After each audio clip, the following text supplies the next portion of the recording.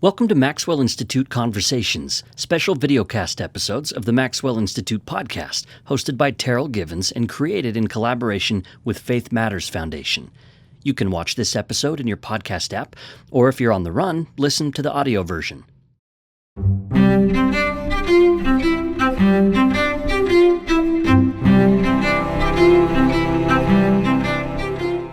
Thomas Wirthlin Mcconkey was born into a prominent American Latter-day Saint family, but the faith didn't resonate with him as a teenager.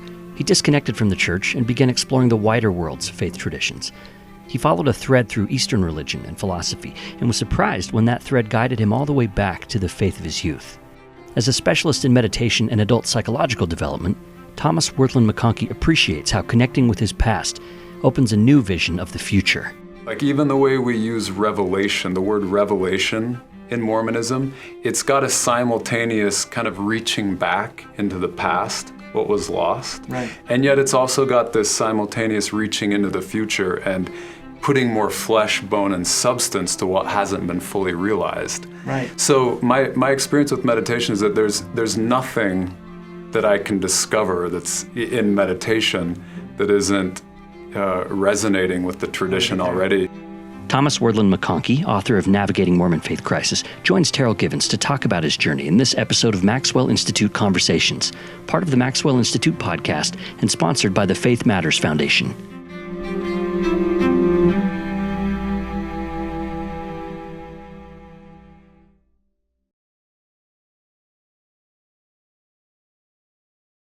Hello and welcome to another installment of Conversations with Terryl Givens, sponsored by the Faith Matters Foundation. I'm your host, and this is a videocast series devoted to exploring the experience of lived Mormonism as a catalyst to the abundant life and the public good.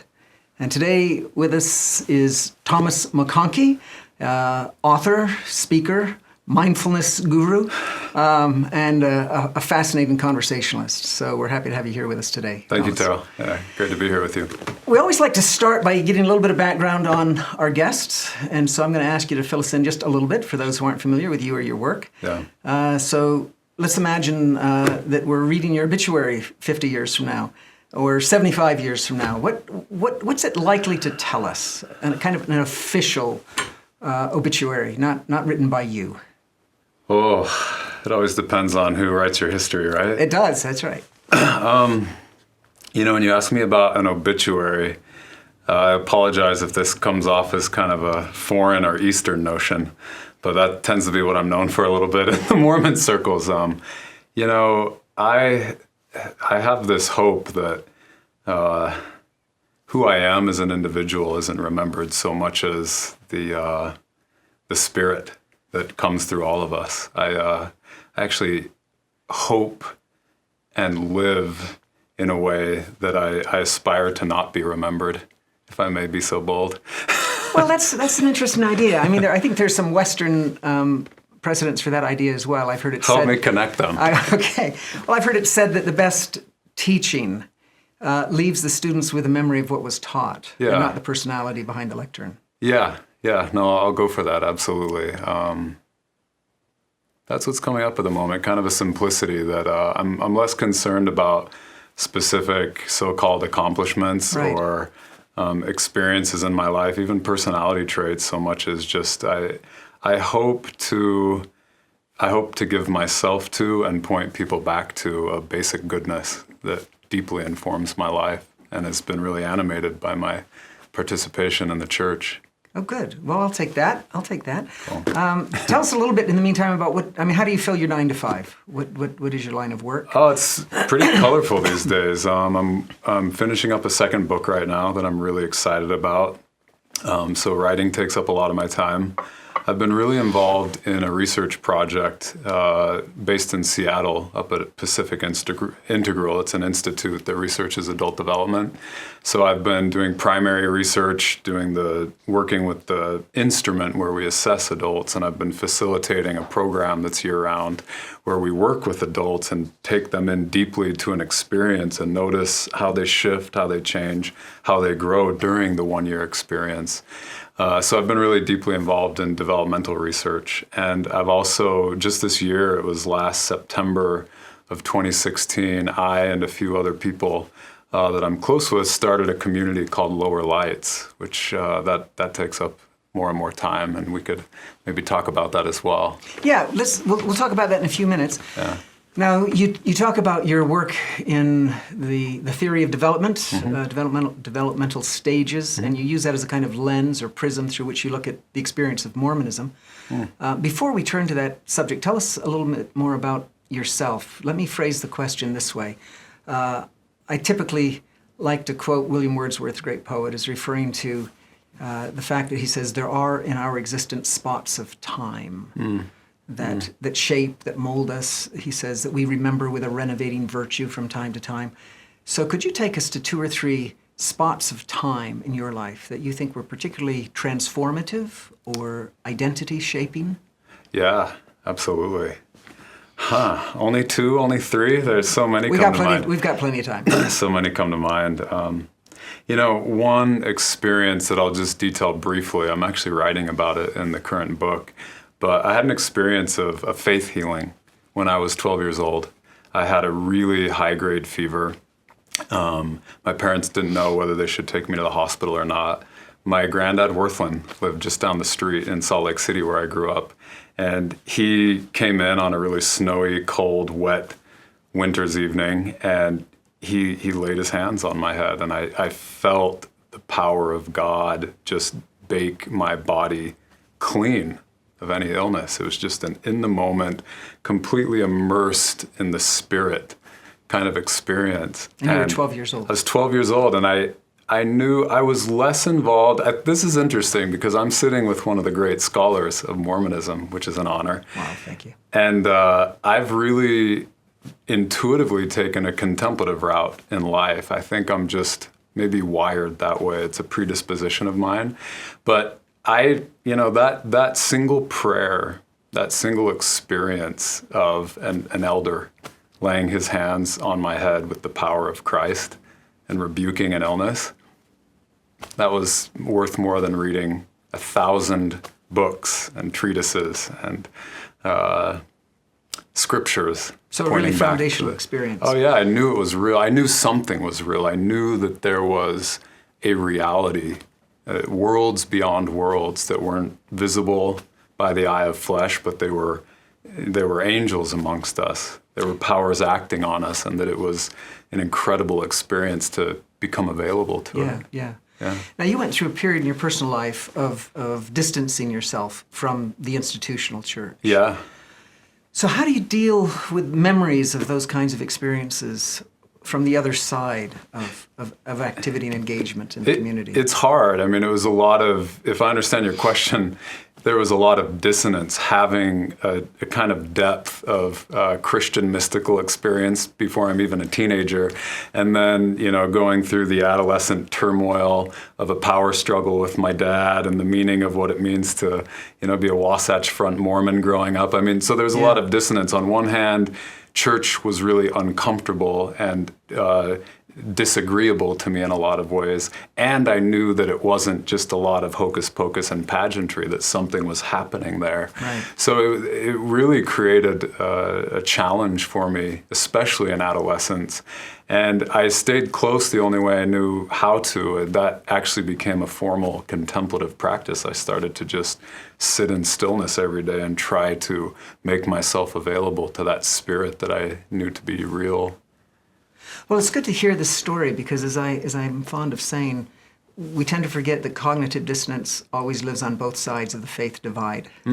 There's never a seamless paradigm that easily makes sense of the plethora of all of our experience. For Absolutely. those in and those out of the church, we continue to wrestle with things that just don't always seem to add up neatly. That's right. I think if we're honest with ourselves, our mapping of the world, our cognitive understanding of experience is always being outpaced by experience itself. So hopefully our cognitive maps, our understandings are always evolving, to keep a pace with the direct experience of this gift of a body and a human life and spirit. Which is why you tend to focus on the concept of development as both a feature of kind of human psychology, but also of LDS theology. There's a kind of congruence there. I mean, if I were to say a word about that, again, was trying to reconcile this sense of estrangement and alienation from a tradition that I knew to be powerful from a really young age. And in my mid-20s, one of my meditation teachers pointed me to this book on adult development.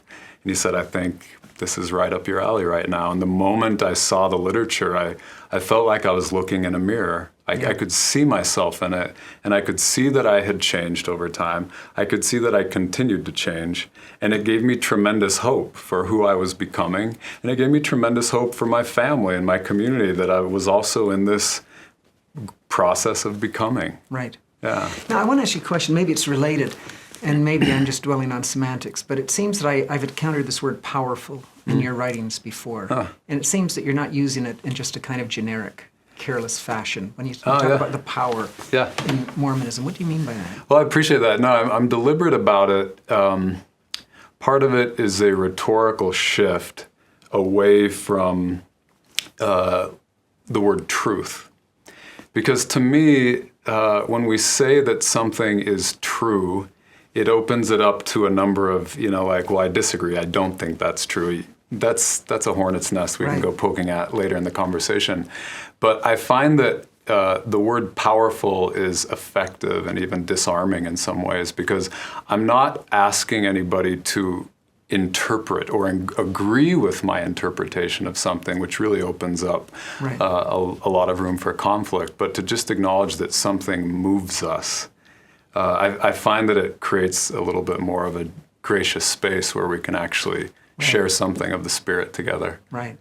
So it's a preference. Okay, so you had that kind of anchoring experience as a 12-year-old boy. Yeah. You find you kind of had your wilderness years wandering, but maintaining some kind of a connection to what you sense as a source of the divine. Well, I joke with people that I was obsessed with the historical Jesus, and even Mormon history. I was a lightweight. But, in high school, I wanted to learn more about the history of the church, and of course, that's when I found out about a lot of the, the history that hasn't been presented until recently. Right. I was really voracious to just know, like, who are we as a people? Like, what is this tradition we come from? How does it do what it does? I was intrigued by it. And I was intrigued by who Jesus was. But it was more, I was approaching it more as a rational skeptic. Like, I wanted to get information that would help settle it for me one way or another. And somehow, kind of towards the end of my teenage years, it was when I was 18 that somehow life just brought me to stillness. And literally, that's when my spiritual practice became more a matter of, carving out 30 minutes to an hour a day to just sit completely still. And, you asked me about, one of those moments in life. Yeah, was there one moment in particular that reoriented you? Stillness was radical to me. No one had taught me growing up that to just be still and to do nothing and to think nothing and to ask nothing in prayer, but to just completely empty out my vessel would be a fruitful practice. And I ended up doing it. And literally the first time I sat still, not knowing what was going to happen, I was just completely overcome by the fullness of the stillness. You think about sitting still as like a whole bunch of nothing happening and everything, your eyes are closed, it's dark, big deal about that. But what I couldn't believe is that I kind of had an intuition the first time I ever resolved to empty out and just see what poured in. I had kind of an intuition of the fullness of all of creation. And it completely... It was one of those mystical childhood moments where I knew that, like, what I was touching into was somehow related to the vastness of God's creation that we talk about in the traditions. Now, do you feel that when you focus on meditative practices, contemplation, that you are importing something into your Mormon faith tradition, or do you feel like you're discovering something that was there latently, but not fully kind of realized? That's an interesting question, and I'm talking to the right guy right now. There's a bit of a paradox in it. Like, even the way we use revelation, the word revelation in Mormonism, it's got a simultaneous kind of reaching back into the past, what was lost. Right. And yet it's also got this simultaneous reaching into the future and putting more flesh, bone, and substance to what hasn't been fully realized. Right. So my experience with meditation is that there's nothing that I can discover that's in meditation that isn't resonating with the tradition already, and just starting to take potentials that are latent in the tradition and bring them into motion. I like that. I hadn't considered it that way before, but it seems to me that the linking concept here maybe is remember, and it's one of the most frequent verbs employed in the Book of Mormon. I think of that pivotal moment in Oliver Cowdery's life when he feels himself wavering in his faith. He asks for a kind of confirmatory revelation, right? And the Lord says, well, if you want that, you have to cast your mind back to that night I spoke to you in your heart. Nice. I love that. And so the idea is that maybe this is where these two things conjoin. Yes. That thoughtfulness, contemplation, reflection are modes of memory, of the Absolutely. act of remembering. Right. That's beautiful. I'm reminded of T.S. Eliot's Four Quartets when he talks about the still point of the turning world where past and future are gathered. Right. There's something timeless about what we're touching on. But the simple answer is that there's nothing that I can be or become or discover through contemplation that isn't natively Mormon. Right. I mean, it's really energized by practice. You're kind of going against the grain of Mormon culture, if not Mormon fundamentals, right? For sure. Insofar as, and I think I've mentioned this before on the show, but there is this kind of obsession with activity in Mormonism, right? We're not devout or committed Mormons. We're active Mormons or inactive Mormons, right? Right. And contemplation doesn't come naturally to us. I remember the first time that I wanted to go to the temple shortly after I had been the first time, and I wanted to go back and just sit in the celestial room, right? Yeah, and I asked a worker, can I just go in and ponder and meditate? I was like, well, no, that's not how we do it. Keep it moving. You have to keep moving, right? Exactly. You have to be going through the process here. Yeah. So literally, there isn't kind of a space carved out for that. It's definitely countercultural, not just in Mormon culture, in American culture, in Western culture. We're in you could say, a phase of development as a civilization where we're active, we're creating, we're doing things, and the rocking back into stillness and letting it come. I think that's less intuitive to us as moderns. Yeah. I think we're due for it. I think we're hungry for it. Do you think that part of the problem is the way in which we divide inner experience up into religious and spiritual? And we tend to, it seems to me a lot of the students that I encounter at the university tend to think, well, you're either religious or you're spiritual. And so one always becomes a substitute for the other. If you're religious, that means you participate in kind of community worship and organized religion. If you're spiritual, you have this communing experience. Yeah. And it seems to me that the mistake Latter-day Saints that we often make as a people is we don't realize that just because we have the template for engaging in a community that is service-oriented, that isn't a substitute for the kind of individualized quest for the Christ that has to constitute the heart of our spiritual life. That's really beautifully said. Yeah, I think that's an area of growth for all of us right now. Yeah. That rings really true to me. So what was it that turned your mind and heart back toward the institution of Mormonism, towards formal kind of re-engagement with the people? This is something that is really beautiful to me. I'll call it a conversion experience, but you can help me where in Matthew, might be in chapter 5, but it's the verse that talks about praying in secret. I had the experience of God praying in secret within me, actually, because what it was between my years and years of quote inactivity into all of a sudden I'm at a Mormon church for the first time in a really long time, a little bit disoriented, wow, I can't believe I'm here. And they couldn't either, probably, right? Right. It was not a conscious process. It just kind of happened. There was a moment of really significant stillness where I felt simple. Felt like I'd returned to some kind of primordial innocence. And I knew when I recognized that kind of innocence and stillness that, whoa, this is really something. But I didn't think, oh, this is really something. I should become an active Mormon again. I just thought this is really something. And, just within days, I was back at church, kind of dwelling in that same kind of stillness. And I think it was significant because the church for me growing up was a very turbulent place. It was very conflict-ridden. And I think personally I needed that stillness to stabilize me, to actually, it was a balm to my wounds, to actually be able to access the stillness in a place that historically had been so painful for me. Yeah. Let me ask you another question that occurs to me at this point.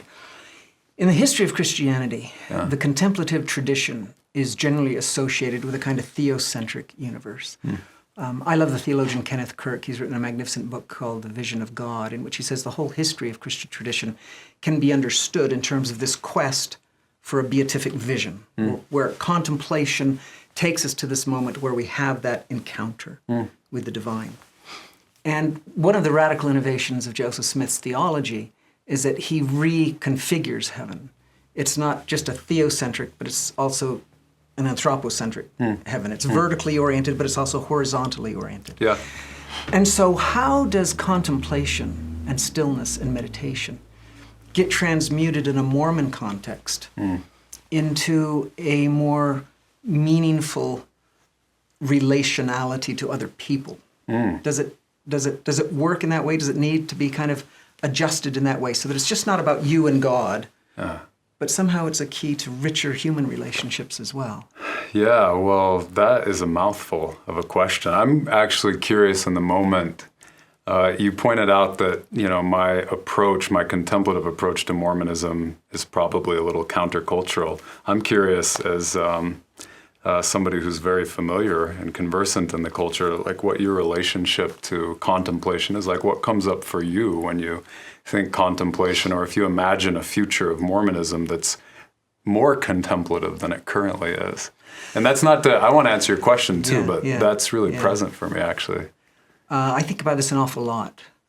I've always been a little bit sad that in an early version of the Articles of Faith, Oliver Cowdery drafts, and he refers to the fact that we believe in the same holiness and purity that the early saints aspired to. And that drops out of our Articles of Faith, it drops out of our rhetoric, our language. And I can see, one way of justifying and maybe even valorizing the Mormon emphasis on activity is that we believe in a religion that is an active engagement. Right. And not just a kind of isolated contemplation of eternal truths. But as I said before, I think that there are a kind of cultural norms that we need to eradicate. We need to clear the ground, and some of it's just in our language. Yeah. Think of how insidious it is, for example, that we always talk about saying your prayers. Yeah. We don't say, have you engaged your Heavenly Father in conversation today? Have you said your prayers? Right? As if it's just this formal rite that can be accomplished as this finite little action. Yeah. And it strikes me that prayer has to become a practice. There has to be this quest behind it, and we have to carve out space to make that a moment. I know, for example, if I can just share a private practice that I have found greatly enriches my own prayer experience, is that I keep, I guess you could call it a prayer journal. And I try to have it with me when I offer my morning devotions. And it's my way of saying, speak, Lord, thy servant heareth. It's my way of saying, I'm prepared in case some kind of insight, revelation, thought comes to me. Yeah. And that's one practice I have, to try to make prayer into a more meaningful, contemplative, searching kind of encounter. Yeah, I love that. It doesn't sound so different than what I talked about in terms of, for me to come to stillness day to day, I knew that I was making myself available to something that was already there, that would not be able to influence me were I not more fully available. Not different than what you're saying fundamentally. Right. So I think we're pointing to a kind of contemplative core, or a potential kind of practice, or I don't know if we're avoiding the word practice right now based on what you just said, but just something we do because it's who we are. We don't do it busily because we have to do it. We do it because it's just who we are. Right. Well, I like what you said about preparation, because that in some ways is the answer I was looking for. And here's why. Kenneth Kirk says that moment of divine encounter with God is considered to be the summum bonum. In other words, that's it. That's the end towards which we are striving. And if I hear you right, you're saying, no, contemplation isn't sought for this kind of epiphany in which it culminates. Right. It's a practice of preparation for a more meaningful engagement, encounter with others. I think that's really fair. Whether you look at contemplative modes in Christianity or the more Eastern practices, Hinduism, Buddhism, etc., it's what I've noticed in the universal grammar of contemplation is that seeking for a particular experience is the surest way to halt all progress in your prayer, meditation practice. So, and that's been my experience of 20 years in the practice, that, anytime I hope for something to happen, if it was going to happen, it's not going to happen anymore because I'm getting in my own way. So I think it's really consistent with what you're sharing that way. I'm not meditating because I hope something happens. I'm meditating, in a sense, to just express my own completeness in the moment.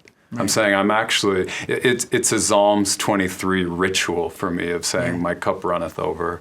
I don't need to flit about. I don't need to seek after this or that. I'm already full. And when I sit still and do nothing but be full, it helps me embody, soak into my tissues and my marrow that I'm complete. And I'm complete in God, and there's no other way to be complete. That's beautiful. Yeah. Let me see if we can transition now more specifically into your work. Before we do that, let's at least bookmark the question that's a really important one, this theocentric kind of this thrust contemplatively towards God versus how does a contemplative practice help us relate to other people? I think that's a really important question. But we can pick it up now or... Well, come back. If you've got anything more to say on that right now, let's hear it. Well, what I'd like to say, before I asked you, your experience of contemplation, what comes up for me immediately is that when we do start to contact, let's say, this spiritual source, this, the creative power, the logos that begets us all, we recognize that in every person, everything, every activity of life. So, this has become a bit of a kind of pop culture phrase, but you see yogis walking out of the studio sweaty with their lulu on, saying namaste. But that namaste, that reality that we really are the stuff of the divine, and that there's a way that we can be available to that experience and open to it and honor it. It kind of collapses that paradox that you were talking about, theocentric, anthropocentric. They're the same thing in a sense. Right. When I'm encountering you wholeheartedly, I'm perfectly present.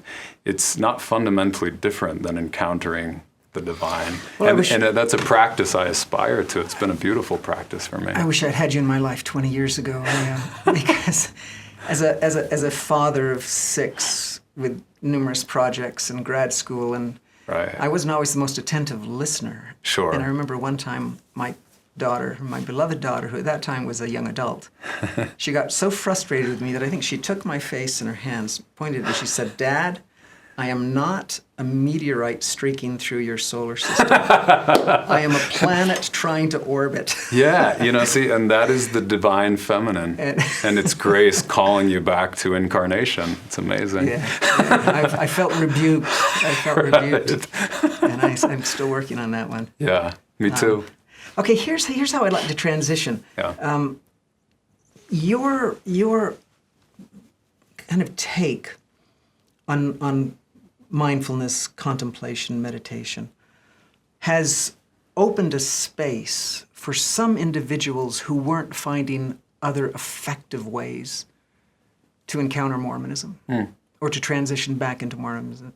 Is that correct? Is that accurate? It's very accurate. The only change I would make, a slight amendment, is that before I even hope people to encounter Mormonism, I hope they encounter something powerful and something real. And I put my faith in other agents that can carry on the conversion work from there. But when I share contemplative practice meditation in the lower lights community, for example, it's with a deep trust that there is a basic goodness that animates life. There is a spirit. Yeah, I'm glad you're clarifying this, because listeners haven't heard all of our background and prior conversations. But one thing I really love about your orientation, Tom, is that you always make it clear that the priority is Christ, and that Mormonism is a particular incarnation, an institutional vehicle with that end. But we tend to forget that in our language, as I did a moment ago. And in a way, that was a gentle but due correction. Well, and I would take it. We'll see how this flies on this Faith Matters podcast. But I would take it even another step back. Even before I orient people towards Christ, I exercise a faith that there is something that I don't need to name that is powerful, that is redemptive, that will purify us if we make ourselves available to it. Let me turn to a couple of things that you've said in your writing that I think are particularly poignant and perceptive. One is, you say in your book on navigating Mormon faith crisis, "My wish is to allow different kinds of faith to flourish." But even as you say that, there's a counterweight, to that when you say, "But I've wondered, is my perspective mainstream enough?" Right. So talk a little bit about that, about the first half, about creating that space. How have you seen that happen? Yeah. What other kinds of things, strategies, maneuvers can we engage in as a people to create that space? Right. And then talk a little bit about your worries about orthodoxy. Well, I'd love to hear your thoughts on this too. What comes to mind? I heard a few questions in there. Really the exercise we were just engaged in. And I didn't see a huge reaction from you when I said, let's not worry too much about Mormonism, and let's not even worry too much about Christ. Like, it's Heraclitus, actually, was the thinker, philosopher, who said in his own cultural context that Zeus is both willing and unwilling to be called Zeus. And that's quite a mystical statement. But if we translate it to modern times in Mormonism, I think Christ is powerful enough and gracious enough that he's willing to be called Christ for those who call unto him, and he's willing to not be. And so long as people have open hearts and are available to the atonement, I think we could launch a renaissance, in our own community if we were willing to not have to name every last thing. Yeah. There's a particular didactic approach to religious experience which I avoid personally because I find immediate experience to be so powerful and so convincing that it doesn't need my commentary. Any commentary I make about the power and the action of the Spirit in our lives, it's just, it's dross. Yeah. So I'm happy to, I want to really hold that cultural space and say, maybe we don't need to say as much as we think we need to say.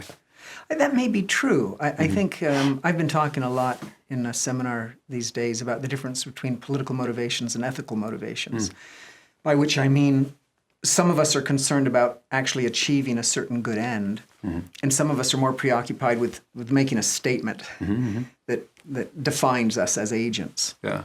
And there's a place for both in the disciple's life. But I do think that that going up in flames at the stake isn't always the most productive way of bringing about change in other people or illuminating truth.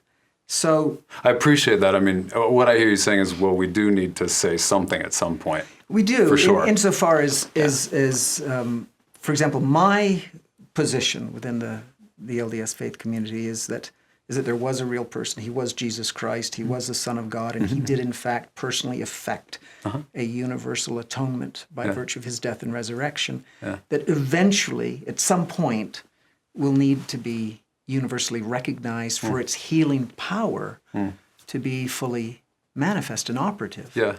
But I also agree that in the meantime, we don't need to be hammering that kind of confessional acquiescence on the part of others who may not be at a stage where they're ready to hear that particular, right, definitive series of claims. Yeah, yeah.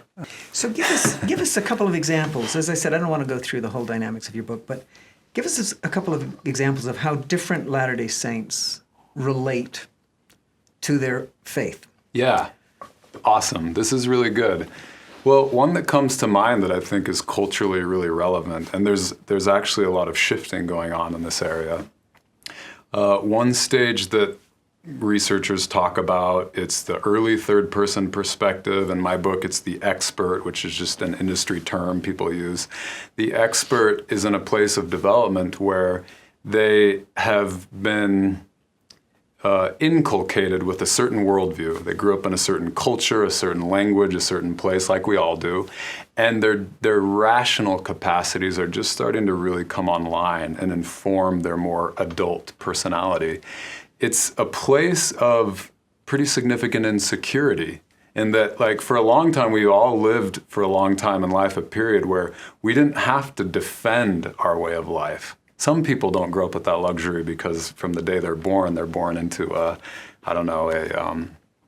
culture or a group that's, being exterminated or dislocated. But psychologically, we have this holding environment where we just learn our language and we learn our culture and we learn our stories and our values, and we just absorb it by osmosis. But then when we get into a more kind of the early stages of adulthood, we start to think about things. We start to take a perspective on, that's interesting that I was raised that way. I noticed my friend over here was raised in a totally different way. We start to see difference. We start to be able to take a step back from our cultural context and reflect on it a little bit. And with that new capacity to observe the way we were brought up comes a lot of insecurity. Like, we're not necessarily ready to receive criticism about, in my instance, the Mormon way of life on the Wasatch Front, for a guy who was born in 1980. So it's the reason I want to kind of give you a little context for this stage, because the way that plays out is that I see a kind of discourse in modern Mormonism where there's kind of a strident defending of Mormonism and anything that would seem to be attacking it or disagreeing with any of its points. And really, I think there's an expert in all of us that just doesn't want to hear the criticism. Do you think, can I interrupt for just one? Please. Do you think that that's one reason why some people react so negatively to the decriminalization of doubt? Ooh, that's quite a term you just dropped in this conversation. Pause. There's, myself and numerous others, and I'd like to think that a number of the brethren as well, President Uchtdorf and Elder Holland and others, have talked about the need to be more accommodating of those who are wrestling with uncertainties. Right.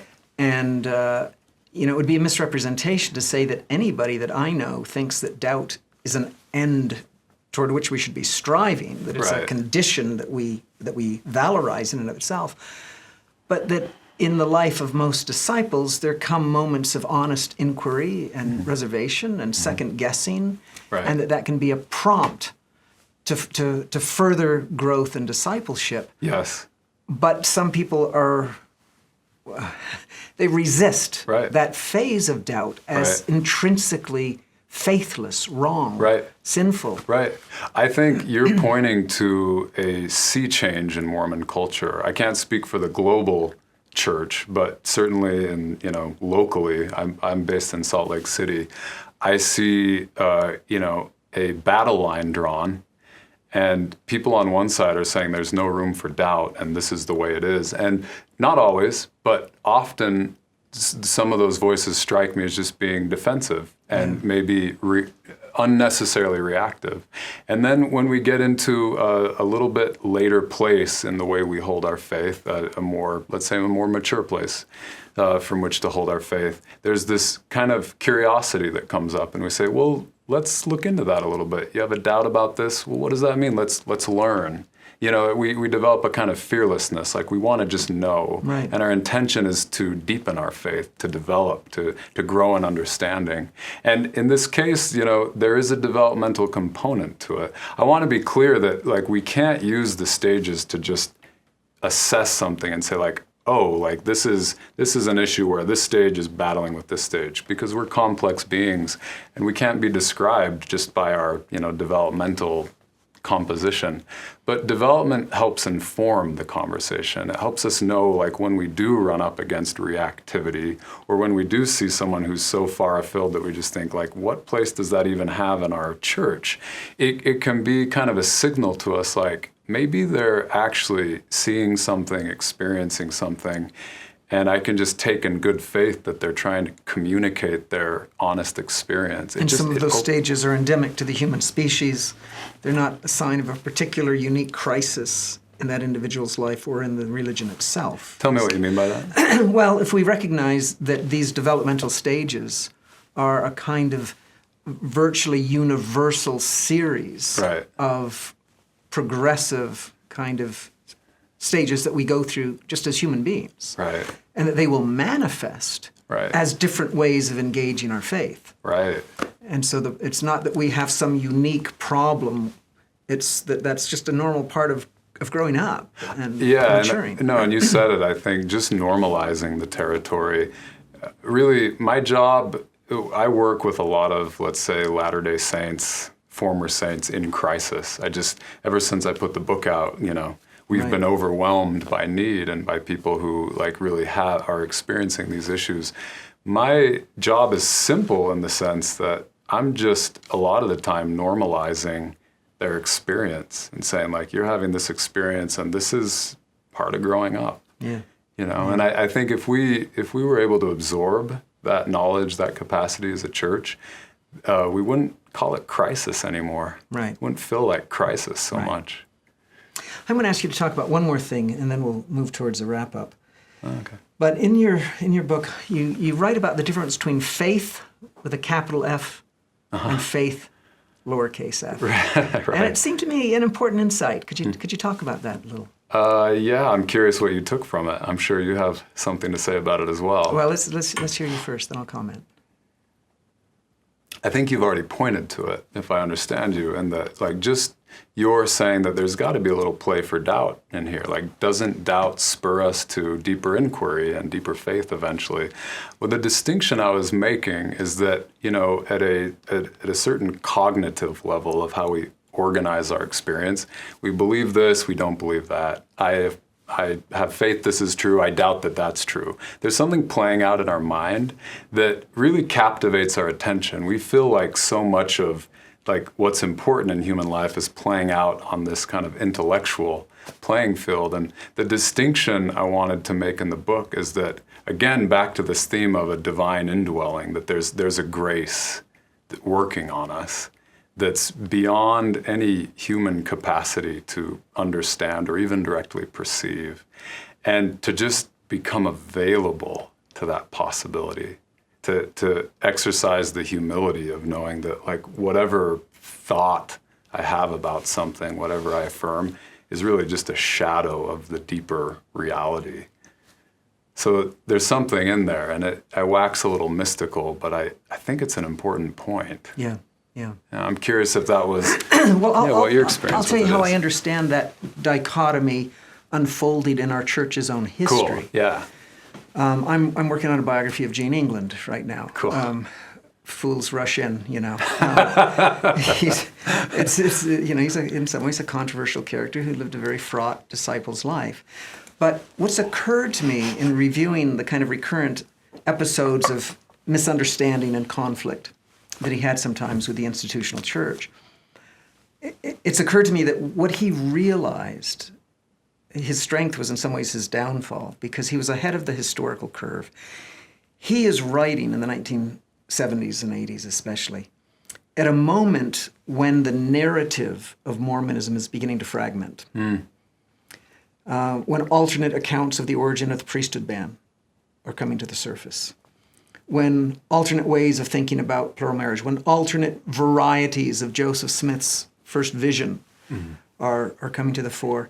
And there's a younger generation of students who are not quite as quick to resonate with words like authority and tradition and prophetic voice. So he recognized that there's the difference between this capital F faith of which the Mormon Church may be the closest embodiment or vehicle. Mm-hmm. And the many different small f faiths that are our attempts to grasp that truth. Yeah. And he's trying to work through that tension at a time when the official narrative is still very monolithic. Yeah. And there isn't yet room to try to accommodate, well, what do you do when prophetic voices contradict each other? And what do you do when the historical narrative changes? And so he's kind of the first man on the front lines in some ways that suffers the wounds of bringing to light this discrepancy, which, of course, now we're continuing to work through. Right. Of which the Joseph Smith Papers and the Mountain Meadows Massacre book and other kinds of productions are a consequence, a fruitful consequence, but a painful consequence. Right. I love what you're saying. That's absolutely the spirit in which I'm offering that term. It's recognizing that, there's capital T truth, there's capital F faith, there are realities to the divine that we can't even begin to tolerate in these mere human nervous systems and our biology, and to just recognize that we're doing our best as translators. Right. We're trying to translate these awesome realities into something actionable right here on the earth. We're building a church with it. But to not conflate those two, it's like the violent metaphor in literature. When the metaphor is used so often that we forget that it's a metaphor, we get into trouble. And I was pointing to something that's simple. Right. And I love what you said, when you talk about Eugene England being ahead of the curve, I think in some really important ways that's true. And it points to a developmental path. It says that he was tuning into realities that mattered to Latter-day Saints at a time where they weren't just taken to be true. Right. And you have to ask the question, who's ahead of the curve right now in 2017? Who are the people in the church who are saying, genuinely, there's a direction we're moving in. And, in order for the saints to be one heart and one mind, we must move in this direction, no matter how unpopular it is for that particular person. And I think development can give us courage. I think it can help us to see patterns, whereas before we would have said that Eugene England is a total crackpot. Yeah. With some developmental understanding, we might say, I don't like him, but let's hear him out. And that would be a big deal if we could do that for each other. Yeah, I think. Well, I want to conclude this portion, and then we're going to end with 3 questions. But I want to conclude with this portion by having you read what I think is a very beautiful conclusion to your book, because it seems a fitting coda to our conversation thus far. Could you read that, please? Yeah, thanks, Terryl. Historically, the question of how to establish Zion amongst a Gentile nation has been a vexing one. What will we do with all the unbelievers, the non-members? Development shows us that establishing Zion isn't simply a matter of converting others to our way of seeing, so much as more deeply converting ourselves to seeing more of the whole. All of us are engaged in the pursuit of a meaningful life. Is our own meaning-making flexible enough to include the meaning of others? Zion needs all of our perspectives in order to flourish. We can become the sons and daughters of God yet, not through a narrowing of orthodoxy, but through a multiplying of human and divine perspectives, always more numerous than the grains of sand along the beach. Magnificent. Thank you, Tom. Thanks, Terryl. 3 questions for you. First of all, what do you think the Mormon Church or the Mormon people are not doing terribly well right now? Not doing well.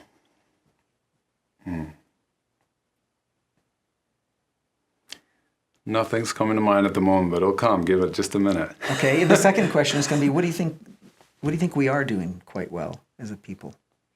So this one's easier for me to answer. Well, that's good. Maybe surprisingly, but nothing. I'll come back to the first one. But the second one, I have a friend he's also a contemplative, and he's a Latter-day Saint, and he shared with me recently that he goes to church on Sundays, and he situates himself in the back of the chapel really deliberately because he can't help but just weep when he's in the chapel. And in his words, he said, there's a field, there's a potent spirit, there's a power that's so moving and so full and so grand, it's like nothing he's ever experienced as a human being. And all he can do is show up for it and be available to it and allow himself to be moved by it. And he weeps. He's just a silent, anonymous figure in the back of a chapel, just moved by the Spirit. And I have to say that's been my experience too. I think I've had the opportunity to go more deeply into another of one of the world's great religions, Buddhism, and really partake of the fruits, which are profound, which are so much a part of the fullness of who I am. And yet the fullness that my friend speaks of, just the burning, I've never felt anything like that either. And it's a total mystery to me and miracle that what came through Joseph Smith and the Restoration dilated that world navel and made that grace and those energies and that redemption accessible to all of us. I think Mormonism, just not by what it does, but by what it is, by the power of what it is it's a profound gift to us and to the human family. And I have tremendous hope and confidence in what that gift is and how it continues to grow. Thank you. I know I've felt that field at some of the most harrowing moments in my life when I have found myself abroad and isolated, remote from family and friends. My experience in Ghana in particular comes to mind, right. And where I needed a connection, and I found myself in an African congregation, west right. coast of Africa, and I sat and just wept Right. at the recognition that I was with my people, and felt a love that transcended any particular connection. Yes. We're going to throw out the first question, and I'm going to tell you why. Okay, because I had an answer for it now. Well, I was going to tell you why, though. When my wife and I were dating, I thought that one of the best ways to forge a good relationship was to do a companion inventory, as I had been taught on my mission, where once a week you face each other and you say, okay, this is what's bothering me about you. Not all those skills are transferable, Terryl. That one did not. My wife said, that is a terrible idea. And we never got through the first one. Last question. Okay. Give us one example of holy envy that you have experienced, something that you have seen in another faith tradition, and say, what a beautiful thing that would be to bring that home. The Baha'i Faith comes to mind immediately. I lived in China for years, and I met many people of the Baha'i Faith who their church encourages them to just post up somewhere in the world and live. You know, it's a very informal and organic missionary program. They just go somewhere and live, and they beam God's light. And something I really loved about the Baha'i Faith, and this is scriptural in Mormonism, but it hasn't been fully realized to the extent that it has in the Baha'i Faith, but they do not backbite. This is a commandment. Like, people I've met, I can't speak for the whole Baha'i Faith, but every last person I met in the Baha'i Faith, they were just as strict about not backbiting, about not saying bad things about people who aren't present, as much as we Mormons are about not drinking coffee. And you read in the D&C, it's right there. It's a priesthood duty to make sure that we don't speak ill of each other in one another's absence. And yet we don't practice that like we practice the word of wisdom. And the spiritual practice of just saying, I'm upset with this person. I care about them enough to just address it with them. I'm not going to say bad things about them. I'm going to take care of it here. Right. Talk about a good housekeeping practice. It's amazing what they do with that. Outstanding. Yeah. Thank you. Yeah. This has been Conversations, sponsored by the Faith Matters Foundation. Our guest today has been Thomas McConkie, and it's been just a delight to have you today. Thanks very much. Thanks, Terryl. Appreciate it.